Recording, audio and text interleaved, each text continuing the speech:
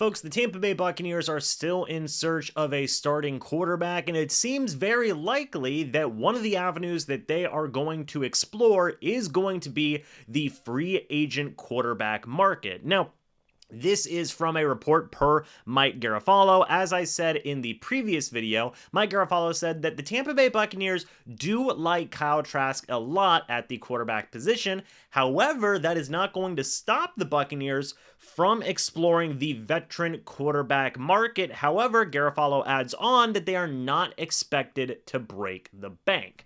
Okay, so first things first, we know the Buccaneers are going to try pretty hard to sign a veteran quarterback in the free agent market. That is something that a lot of people expected to happen after the retirement of Tom Brady, that the Buccaneers, while they still have Kyle Trask under contract, he's the only quarterback under contract right now with the Tampa Bay Buccaneers, they were also going to try to bring in some healthy competition and have a legitimate battle for the next starting quarterback this upcoming season. But, as Garafolo says here, don't expect the Buccaneers to break the bank. As of the recording of this video, the Tampa Bay Buccaneers are still $55 million over the cap. Now, they do have to get cap compliant in the next month. By March 15th, the Tampa Bay Buccaneers need to be over the cap, or they need to be under the cap, I guess I should say. They need to be cap compliant, and they are going to make a ton of moves to achieve that goal. We've already talked about that at length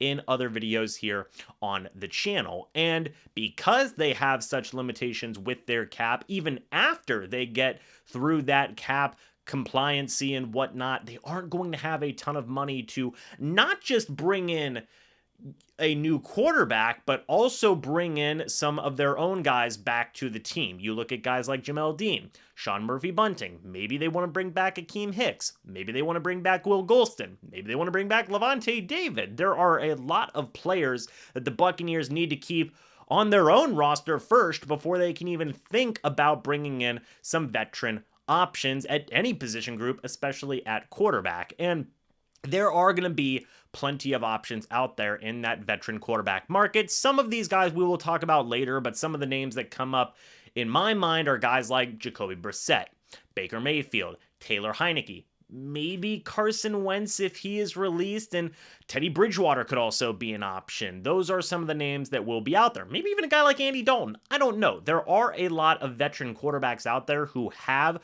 pretty significant starting experience in the NFL, and it seems like a lot of them who can be signed at modest contracts at least are going to be tied to the Bucs. I will say this report probably does eliminate the possibility of them signing a guy like a Derek Carr. Given Carr's current contract, by the way, there are 3 more days till the Raiders are going to have to either trade Carr or release him, but right now under Carr's current contract, he's making $30 million, then $40 million the next couple of years. The Buccaneers would not be able to afford that. They are not going to trade for him. But even if Carr was released, say he wants $20 million per year in a contract, maybe a little bit more than that, 25, something along those lines, it seems like the Buccaneers won't even be able to possibly explore that avenue with Carr at quarterback as well, just because of the significant limitations that they have. And I know what people are going to say.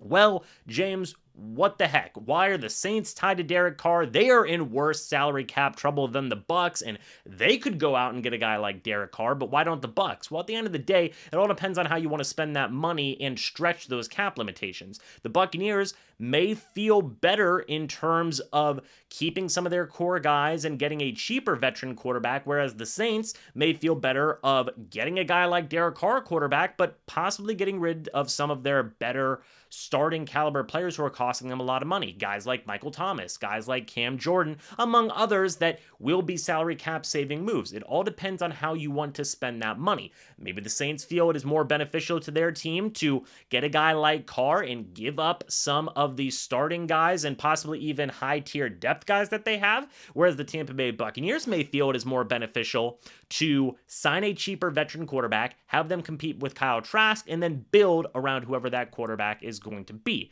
Two very different different thoughts there in terms of building teams. So that's kind of the situation right now. The Tampa Bay Buccaneers will explore the veteran quarterback market, but they are not expected to break the bank. A situation that a lot of people expected, but it seems like it is getting more and more concrete that that is going to be the path that the Buccaneers take. There is one quarterback that the Buccaneers have already expressed interest in, or that they like going forward into the offseason. We will talk about that in a separate video. But folks, let me know your thoughts and opinions about this situation. I would love to hear them. What do you think about the Buccaneers exploring the veteran quarterback market, but not breaking the bank on any specific guys? Because quite frankly, they can't. What do you want them to do at quarterback? Who do you want them to add? Let me know your thoughts and opinions. I would love to hear them. Thank you guys so much for watching this video. Hope y'all enjoyed. And I will see you all in the next video or the next live stream. But until then, and as always, guys, goodbye for now, and go Bucs.